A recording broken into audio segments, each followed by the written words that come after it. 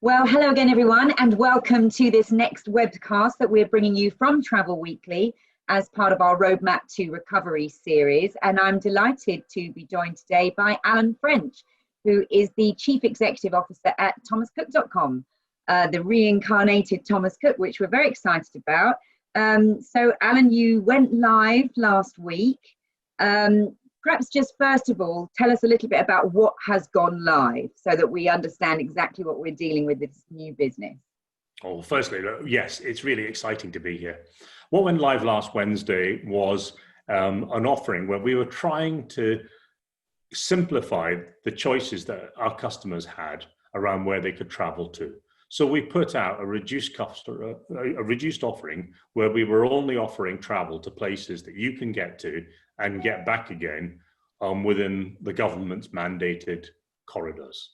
So really for that's for us, the main markets are Greece, Turkey, and Italy. And we just reduced our offering to try and make sense of that to the customers. So when they look into where they're going to travel, where they can travel to, this makes a little more sense to them. Okay, so that was presumably not what you had originally planned, though. You just revised this.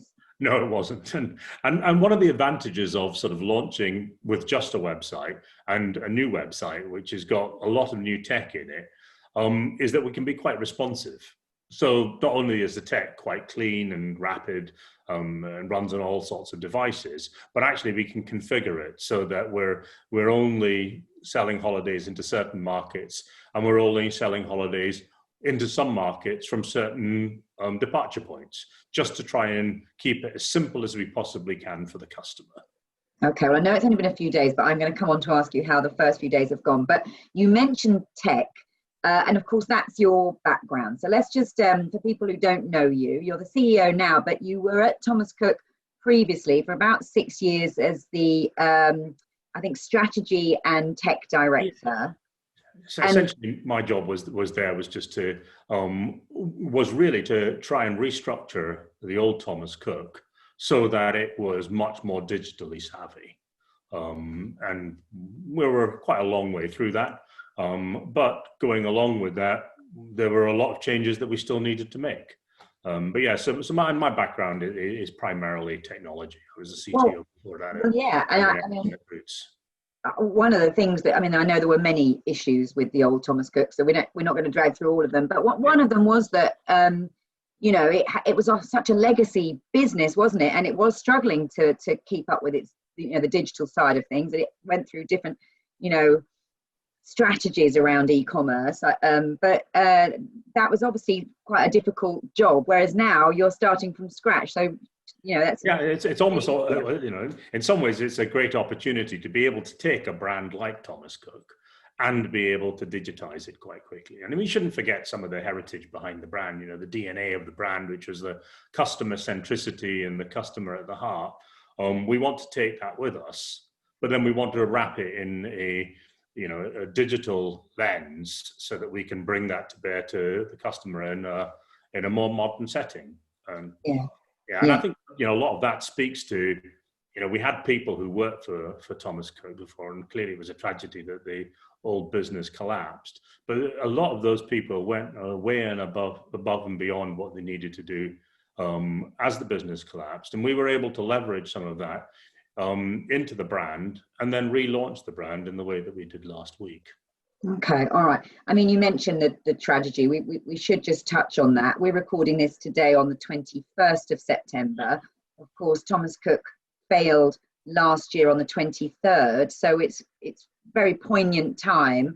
And you will have seen since your launch that some people are, quite upset around the timing. I guess people that had perhaps worked for you before or had been affected, perhaps because they were partners of yours. So.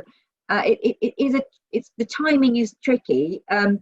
Was it at all deliberate, or is it just that this is the right sort of time to launch? No, it wasn't at all deliberate. We fully recognise both the tragedy that went on and how sensitive it is a year on that the business collapsed. But no, it's not completely a coincidence, right? That we're relaunching at this time. And we are trying to recognize some of the great work that people did in the old Thomas Cook as we relaunched this business. And you've taken some people with you, haven't you? I mean, obviously, a fraction of those that were employed in the bigger bit, the old business, but you've got 50 or so people working from home. And how many of those previously worked at Thomas Cook with you? Probably about 70% of them worked for Thomas Cook in the old business. And as you say, it's very small at the moment. But I mean, I think that's partly because the business, the travel market itself is depressed in light of the pandemic. And we've got, once the market starts to recover, we got some quite aggressive plans. So we will grow as the market comes back. But at the moment, we're pretty small, we're pretty nimble, and we're there to take advantage of opportunities that come along. And that's, the first one is obviously trying to offer something very simple for the customer. Yeah. But I think sitting behind that is also the expertise that we've brought in. We've got people who really understand the travel market well, and we've got people who understand what the UK customer wants to do within that travel market. And I think that because the destinations are so confusing for customers, we've got people who are available to use technology to talk to customers, be it on chat or a messenger or at the end of a phone. And we can bring that expertise to bear on solving what is a problem for most people, which is where can we go to and return from without too much inconvenience. Okay. Well, I know you do want to become one of the big players, and we'll come on to that. But just out of interest, I mean, you were obviously there at the difficult time. I know you've described it as, one of the darkest days around the collapse. But how did you go from that position to then speaking to Fosun? Presumably, did they come knocking at your door? How did you, and what was their idea at the time? Did they think that there was an opportunity to resurrect it just as this online only brand? They obviously felt there was value in the brand. So just perhaps tell us that story, how that came about. Alan. I mean, that was much more, as the business collapsed, a group of us started thinking, from the old Thomas Cook around what we could do about it. And we talked to a number of people, Fosun being one of them. And then that over a series of time, we sort of fleshed that out into, a digital only presence, running in a similar way to what we've got today, but actually at the time clearly we thought the range was going to be broader. Of course. And that then turned into what we're running with today. Okay. I mean, you mentioned before the brand has such value around the customer centricity aspect of it.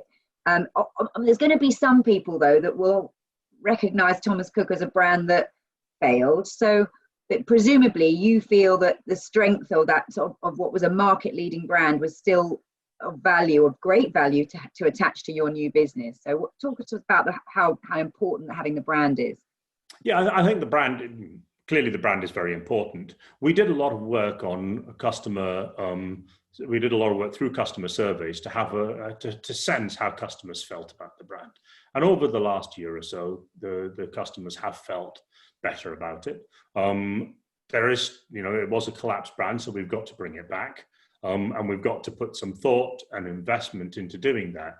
And I think sitting behind that becomes, the whole business of a trust model underpinned by the CAA, with Fosun backing, membership of ATOL, all of those things that give us access to trust and access to transparency so that we're able to say to customers, look, your money's safe with us because we've got these checks and balances in place that are overseen by impartial and regulated bodies. So that became quite an important part of bringing this. The old Thomas Cook was ATOL, had an ATOL and was part of ABTA. So why would that's why, and that's why the trust model is so important, because what we're able to say is, look, when you give us the money for the holiday, that's put into a trust overseen by the CAA, and the money stays in there until you come back from your holiday, and that's when we get it.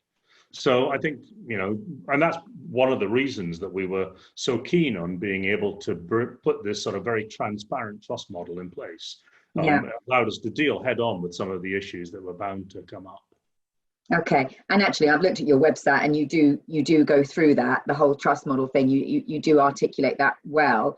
In terms of your marketing to articulate as well. It is, but you have kind of spelt it out where the money goes and when. So I guess you are doing what you're saying in terms of telling customers. But that's obviously if they actually go to your website in the first place. In terms of your marketing, I know you've said that's largely going to be online, but is that the message you're pushing as well, that sort of financial security element? Is that what you're keen to get across to people? Well, I think there's three things that we want to get across. The first one is that we want to have that customer centricity that was so important to us. And the way that we're bringing that to life today is to only offer you holidays where you can travel to and return from safely.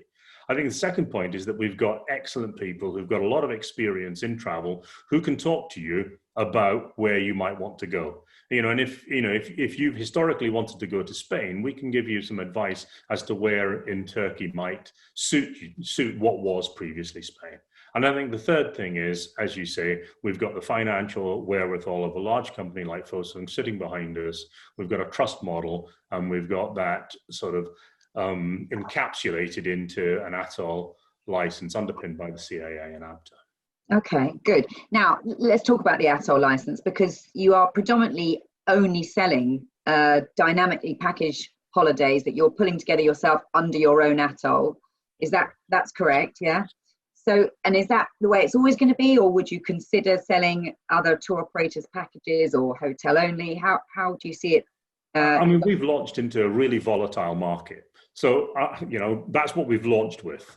I think we'll look at this quite carefully to see what opportunities arrive and what is the best way to be able to navigate through this. So our plan at the moment is to carry on with dynamically packaged holidays under our ATOL license. But, we'd certainly not be averse to looking at alternatives in addition to what we're doing, probably not an alternative. Okay. And obviously a really big issue at the minute, Alan, you're coming in as a new OTA, as a member of ABTA. We've got two OTAs on the beach, Love Holidays, that I guess would, you want to be rivaling them. They've come out of ABTA because of this whole situation around refunding on all elements of the package. So what are you going to do if you've sold a dynamically packaged holiday to a customer, but you can't get a refund from the airline? Will you refund the whole cost of the holiday? I'm sorry, the connection broke up at the beginning of that, but I think I got your question, so I'm going to try and answer it, and you can tell me if I'm wrong. If you're answering something totally different, we'll go with that, and I'll ask it again. Stop. Don't worry. Sorry, I think the question was, what would we do in a situation where a quarantine was put in place on a market we're selling product into, and how? But the flight was still operating. Yeah, and our view is that we'd work very closely with the customer. We'd look to see, because neither us nor the customer wants to cancel the holiday, so we'd look at what alternatives we could offer, both in terms of timing and the destination, and that would be our first. That would be what we would try and do. But if we weren't able to do that, then we would offer a full refund of the holiday, even if you didn't get the money back from the airline that you'd taken that seat from. I mean, we've structured our business so we're trying to de-risk those elements as far as we can, and we're doing that by trying to work with, as far as we can, flexible operators. We're trying to work with the right kind of assurances around seats. But yes, in extremis, we would abide by the ABTA regulations. Or the travel directive, and offer refunds. And that would be within their 14-day period of refunding a customer? Yeah, we will do our level best to offer it within 14 days. The only caveat to that is the one that says, if you've got massive amounts of that kind of activity going on, it may take us slightly longer to process it. But our ambition would be to do that within the 14 days. Okay, all right. And presumably then that now gives you a little bit of an advantage. You're coming in as this new player, but you want to be one of the big boys. You've said that several times, we know that. And they're now not in ABTA. So will you be really, pushing your ABTA membership and using that as a sort of a USP? I think so. I mean, we want to establish trust with the consumer. We need to re-establish trust with the consumer, and therefore, playing on our CAA membership, playing on the CAA underwriting of our trust model and ABTA membership are important components in what we recognise to be a trust, the customer trusting us. Yeah. And we've got to play into that. It doesn't stop us working with industry bodies insofar as we can to try and solve some of the anomalies that underpin the OTA model, which I think are unintentional consequences of the travel directive, but we'll do that from inside. Okay, all right. Do you want to elaborate on that? Because that's quite an interesting point, because I think a lot, it's recognised, isn't it, that there might need to be some changes. So what will you be pushing for? Well, I think we would like to see the airline refund process linked up with the OTA refund process so that works much more seamlessly. We would like to see much more transparency into what the government's trying to do. And we would like to see more testing coming through as part of the holiday business in order to reduce the number of places that are on quarantine. I mean, if those would be my three big asks if I was given the opportunity to lobby the government appropriately. Yeah, absolutely. Well, worthy ones, and we hope you get heard in those asks. Absolutely. You talk about your ATOL then. You've got a small license. You've told us, which because it's just to the end of this month, and then you've got to renew your license. But what is your plan for your carryings in year one of operation? What license will you be applying for in volume terms? Yeah, it will be significant, but I mean we're going through the process at the moment of applying for it, so I won't give you a precise number at the moment, but it's a decent number, and if the market returns and we're able to work aggressively and grow into that market, then it gives us the opportunity to expand as well. Okay, all right. Now you mentioned trust, the customer trust. Do you think the industry at the moment, with all the refund issues and everything that was hitting the headlines, certainly in the first few months of this pandemic, do you think the industry has got a bit of a job to do in restoring confidence and trust and restoring its reputation amongst consumers? And then on top of that, does Thomas Cook, because of its history, have an extra kind of mountain to climb? Well, if I answer the second question first, yeah, I think Thomas Cook probably does have an extra mountain to climb, and that's why we've gone the extra yards, and we've put in place that trust model, and we've been very transparent about how it operates in an effort to try and assure the customer that any damage that was previously done to the brand we recognize and can come through it. I think that the opportunities around the travel business are that historically, I think customers haven't really trusted travel companies to offer them great advice. It's been, pretty much pick and mix. We've assumed that the customer knows where they want to go and what they want to do, and we've just pushed an offer out to them. I think the opportunity that's there now within the travel market is to become something of a trusted advisor to customers and be able to say to them, look, this is the sort of holiday you wanted. We know that you had in mind a destination previously, but here are some options that you may want to consider, and be trusted enough to be able to do that. Excuse me, Alan, sorry to interrupt, but how will you do that in a digital way? It's a really bad line. Is it? I'm sorry. Can you hear me? Because I can hear you perfectly. I'm sorry. Yeah. My question. I'm You're struggling to hear me, aren't you? Let me ask my question again. I was going to ask you how you were going to give that advice or play that advisory role in a digital way when there's presumably, other than chat, people aren't going to touch. They're not going to get to speak to a customer, are they? Get to speak to somebody at the end of your operation. Well, we have a call center, as I said before. You can pick up the phone and talk to us. You can click on chat. You can use Messenger, whatever mechanism you'd like. We've got somebody who can talk to you about that. So I think using tech to do that, we've got a number of people you can talk to.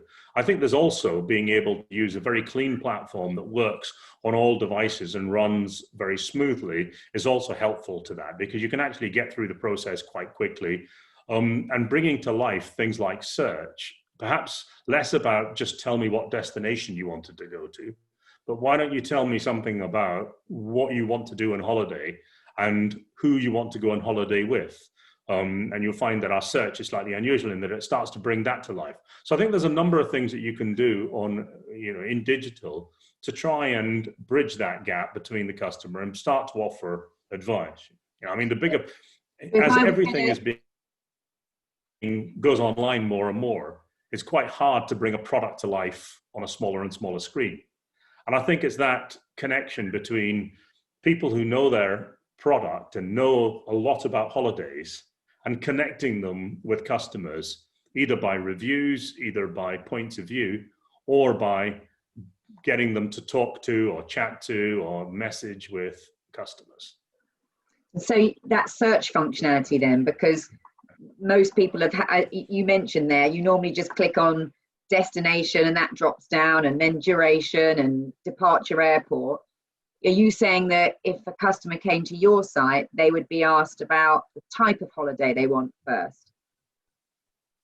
Yeah, so you can do the traditional search, but we've also got the ability for a much more interactive search where you can just type free text in the same way that you would in Google, and we try and make sense of it and start producing holidays back for you. We've got an AI engine that sits behind that. We're in the early stages of training that and bringing that to life. But yeah, now our plan is that we'll be able to talk to you in a much less of a pull down menu. Tell me what you want to, where you want to go. Tell me how many bedrooms you've got. I think much more interesting is you'd like to go and visit somewhere that's on a beach, got access to historic sites, you've got kids that are, under 10. Those are the things that we can sort of bring a holiday to life for you without you telling us that you now want to go to Spain.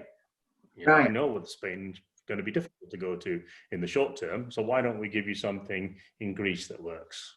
Okay, brilliant. Sounds great. I'm going to have to go and check it when I finish this call. So how has it gone so far? I know you've had a few days of trading. It was only Wednesday you went live, so probably we're talking 4 or 5 days. What's been the reaction? The reaction has been fairly positive.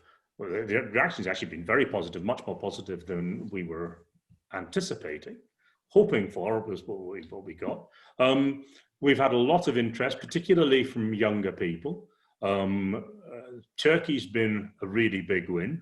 5 stars in Turkey in the run up to Christmas has really been a big win. So yeah, we've had a lot of activity, a lot of traffic through coming onto the site, more bookings than we were expecting. So positive so far, touch wood. Yes, touch wood. Well, that's great to hear. And so when do you think you might be adding some more? And will you look to long haul eventually? I know at the moment it's just mainly a few destinations that are the core ones. So when do you think you'll have the confidence, or is it really based on what the government says? Yeah, a lot of it is based on when the travel market starts to open up. I mean, we would love to do winter sun and medium to long haul for winter sun. That would be brilliant. We are really keen on putting some good ski offers out there for the winter period. And then we really want to be out there with a full offer for next summer. I'm positive about that. I think there's a lot of trends that are going on that will suggest that once we get through the next 2 months, we'll see travel coming back over a period of time, quite a long period of time, to something pretty normal. And then we will have a full product offer available. But for right now, we're focusing on just trying to make sense of this very complicated travel market by saying to customers, look, come to us and we can give you some level of certainty around where you can go to. Okay. Now, in terms of the trade, obviously lots of travel agents will be watching this. Should they be threatened by you launching into the market, or might there be an opportunity for you to work with the trade at some stage? I'm talking about independent travel. No, I don't think that. I don't think they should be threatened by us. I mean, given what's going on at the moment, I don't think that this is. I think there's a lot of win-win synergies available out there. As I said before, we're coming into this market with a relatively small product offering. What we do with that, I think, is going to largely depend on how the recovery looks like. And I think I'm not shutting off any channels directly. I think that would be rash to do, given we don't know what's going to happen. I do think that the high street is going to be traded less as the recovery comes through, and therefore our emphasis is probably going to be digital, certainly in the medium to short term. But I wouldn't shut off those opportunities yet. Okay, I mean, you mentioned the high street there, and of course there are reports of your parent company, Fosun, talking about concept stores and trialing them. So is there a chance that you might ultimately look at, you know, if your brand, you know, and it goes really well, could you extend out to the high street again in time? Is that like never going to be on the cards, or could that happen? No, and this is why I wouldn't discount that at all, because you know, we want to be there as the UK population shops for holidays. So what makes sense to them is something that we would like to be part of. I think it's unlikely we're going to take a active presence on the high street itself, but I mean, I certainly don't think there's anything excluding us from moving into concept stores and things of that nature, and working with other people in order to be able to distribute our holidays in the way that we can best. But that probably would that be in year one of operation, or do you think that would be some way? I don't think so. No, I think that, yeah, I think that would be some way away, not from any perspective from us, except for we want to be there when the UK customer, we want to be where the UK customer is. And right now, that's when they're predominantly online. Yeah, absolutely. Okay, all right. And then just finally, I guess, you know, it's sort of back to the conversation about the whole trust element, but you did say that having the financial stability to operate in the current climate, the backing of a large company, a transparent business model, and the financial protection of your trust model is really important in this current moment that we're in. So, you know, I guess that's really important that Fosun are there backing you. It's not a company we know much about, although they have been involved in Thomas Cook for a while and other travel businesses in the UK. So what are Fosun like? Are they very much committed to the UK travel industry? Okay, I think I got most of that, so I'm going to again try and answer what I think the question was. Yeah, sorry, it's yeah. So Fosun, I mean, you know, have been in the travel industry in Europe for a while. Acquisition of Club Med, front of mind. They've been involved in the UK for some time with the acquisition of companies like Wolves. And they're a fantastic umbrella organization to run underneath, because they've got a lot of they've got obviously travel expertise, and they've got technical expertise. And interestingly, when you start to look at what's going on in China as a market and what's happening in the UK, you can start to see some synergies coming through from there. So I think that there's going to be quite a lot of learnings and experiences that we can take from Fosun and apply into the UK market. Okay, all right. Well, look, we wait with bated breath to see about that. I know you can't hear me, but I'm very grateful for your time, and we do wish you all the best, and we hope you come back and talk to us again, maybe in a month or so, see how you're getting on, but maybe as more destinations come on and we watch you gradually grow. So thank you for your time, Alan. A real pleasure, and thank you for having me. Okay, see you soon.